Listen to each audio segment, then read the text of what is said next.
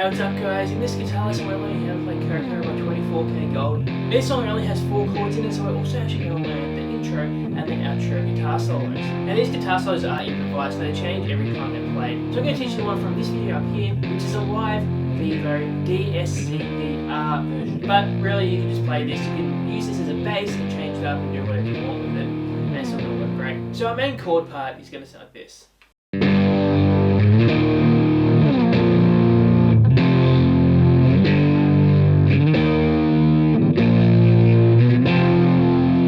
So just the 4 chords there.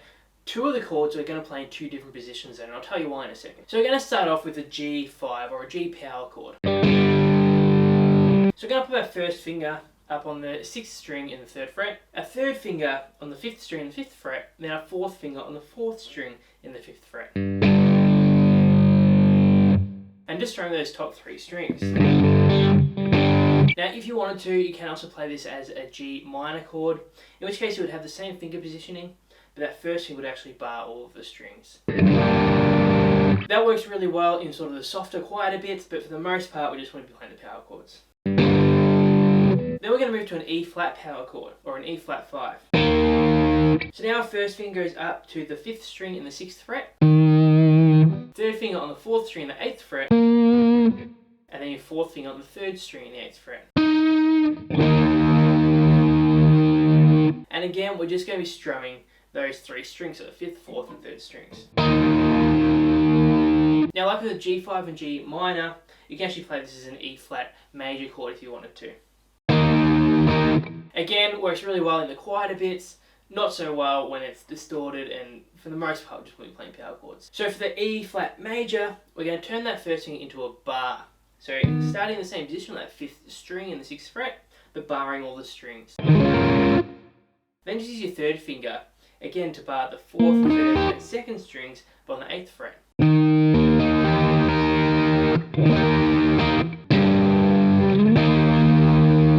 Then we're going to go to a B flat. Now there are 2 places that we can play this B flat, and they're both going to sound the same, but which one we choose to do just depends on what we want to play next. So the first way, we're going to stay in that 6th fret, but move that power chord shape up to the 6th string. So now your first finger on the 6th string, 6th fret, 3rd finger on the 5th string, 8th fret, then your 4th finger on the 4th string, 8th fret. So that's your B flat power chord, B flat 5. And again, you can just play this as a B flat major chord. So once again, turn that first finger into a bar, so we're barring that whole 6th fret. Give your 3rd and 4th fingers where they are, and add your 2nd finger onto the 3rd string in the 7th fret. Now you can also play this back in the 1st fret. So put your 1st finger on the 1st fret, 5th string, 3rd finger on the 4th string, 3rd fret, then your 4th finger on the 3rd string, 3rd fret. And we can play that as a B flat major chord again, with the same shape as that E flat. So they're the 2 B flats, and the reason we have 2 B flats is because we're then going to 2 different F power chords. So the first F power chord is back at the 1st fret still, so your 1st finger on the 6th string, 1st fret, 3rd finger on the 5th string, 3rd fret, and your 4th finger on the 4th string, 3rd fret. And we can play that as a F major chord, in the same as that first B flat major chord.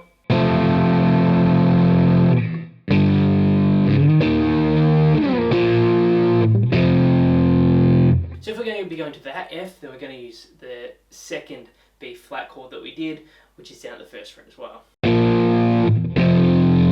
Now the other F chord is up at the 8th fret, and we're going to put our 1st finger on the 5th string in the 8th fret, 3rd finger on the 4th string in the 10th fret, and then your 4th finger on the 3rd string in the 10th fret. And also if you want to play that as a major chord, using the E flat major chord shape. Now the guitarist uses both of those different F chords, just depending on if he wants to go down in pitch or up in pitch. So it's just a slightly different effect. It's really going to make no difference, so it's completely up to you which one you want to use.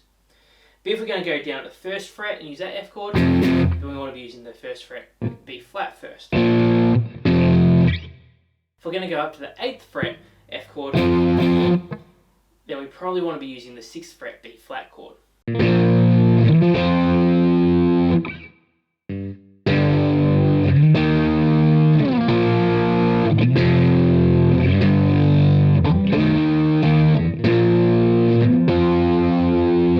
say it doesn't really matter which way you want to do that. It's probably best to actually mix it up during the song just for a little bit of variety. Now onto our guitar solos. So our intro guitar solo is going to sound like this.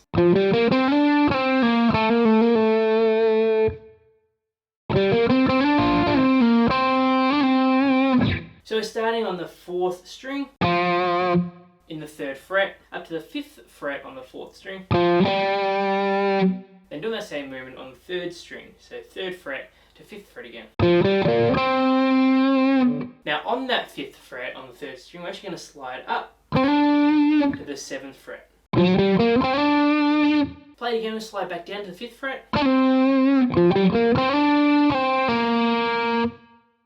And then back to the 3rd fret on the 3rd string. Then we're going to go down to the 2nd fret on the 3rd string, and then hammer on and pull off between that and the 3rd fret.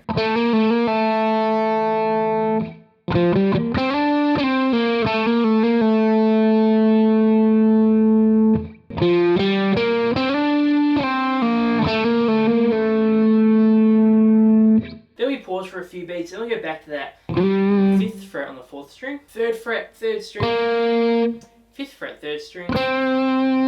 Play that again and slide up to the 7th fret. Now to the 6th fret on the 2nd string. Play the 7th fret on the 3rd string, slide back down to the 5th fret. Then back to the 3rd fret. Then we end on that 5th fret on the 3rd string. Now we can also hear this very faintly in that solo. Is actually slide back up to the 7th fret and back and do that twice.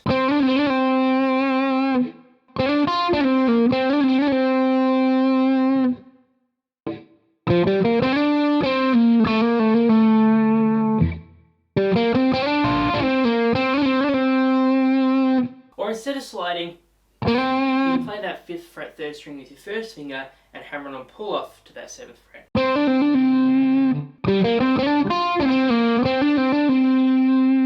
So that's the intro solo. Now our outro solo, which is probably our main solo, is going to sound like this.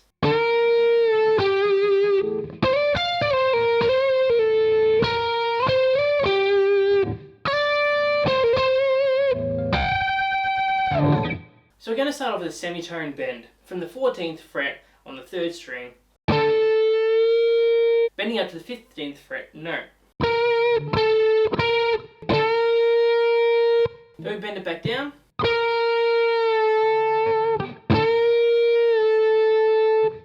And then play the 12th fret on the 3rd string.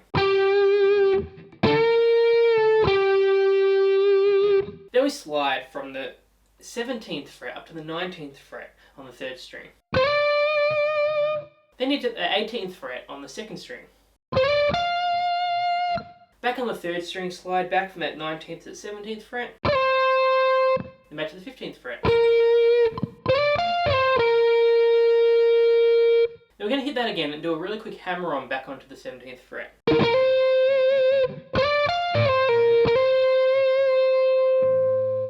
Then pull off back to the 15th fret and slide down to the 14th fret.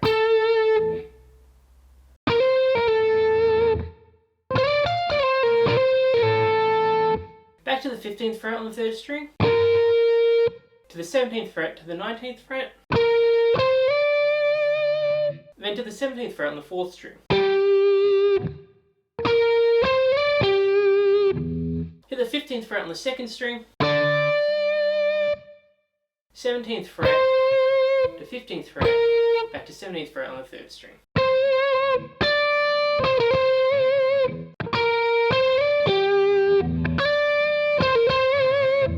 Then we're going to put our fingers on the 15th fret on the 1st string and 18th fret on the 2nd string.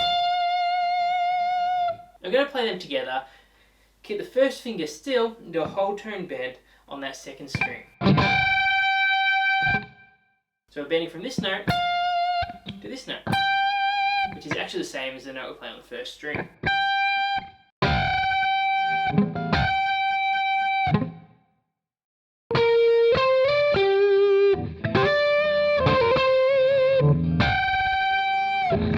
Now Now what the guitarist does here is he actually is quite loose with his picking. So he's actually picking quite a few strings at the same time, almost like he's strumming it. But he's actually muting all the strings except for the one he wants to play. So that's a really good technique to get used to, and it really gives you a cool effect.